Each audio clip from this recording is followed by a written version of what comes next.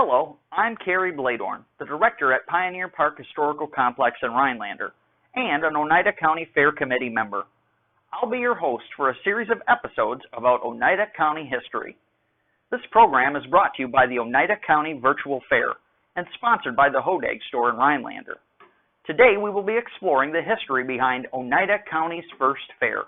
Let's take a trip across Rhinelander to the original fairgrounds to learn more about it. I'll see you there.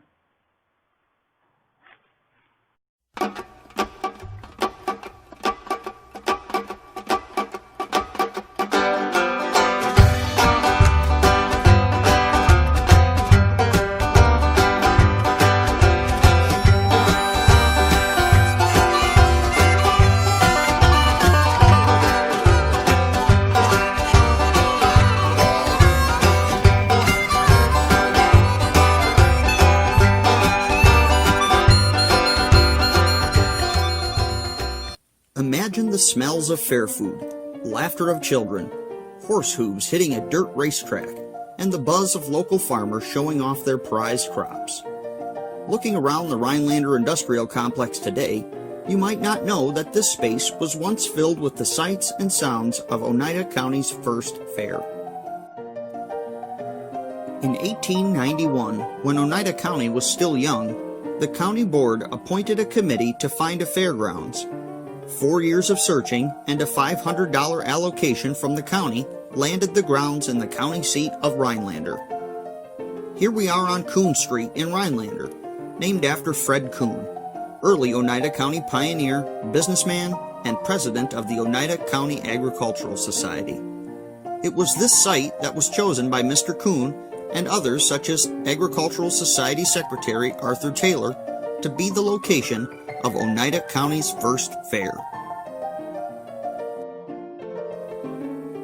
The first fair was held at the new grounds in 1896. Folks from every town in Oneida County participated by setting up booths where farmers could display their prized crops. A half-mile horse racing track was built, and its events were a highlight at the grounds. It was also at this first Oneida County fair that Gene Shepard put the ferocious pine beast, the Hodag, on display. Many spectators came away from the first fair with optimism about the agricultural future of the county, and also believing in Hodags. By 1903, the Oneida County Fairgrounds was well known throughout the region for its horse racing track. Racers came from all over the Midwest to compete with their pacers. Even Gene Shepard of Hodag fame raced his horse Getaway. He claimed it to be the fastest horse ever to set hoof on the Oneida County Fairgrounds. But Mr. Shepard was not known for moderation, and it is with sadness I mention this prize racehorse died in the street on its way back to the Shepard residence after a hard-won race at the track. Mr. Shepard was found late at night, laying in the rain, crying over his horse, or so the story goes. In the 1920s, the grounds saw many improvements, including the building of a new exhibition hall, updates to the track, 2 horse barns, and the addition of a brand new covered grandstand which sat 3,200 people comfortably. The exhibition building is the only building left standing at the former site and is a reminder of the first Oneida County Fair. Originally, the fair was held in September so farmers could show off their crops during harvest time. The fair was moved to August during the 1930s. Still, the grounds highlighted the agricultural production of the county. For years, Oneida County grown potatoes were at the top of the premium list, along with exhibits of vegetables, fruits, flowers, canned goods, and clothing from all over the county.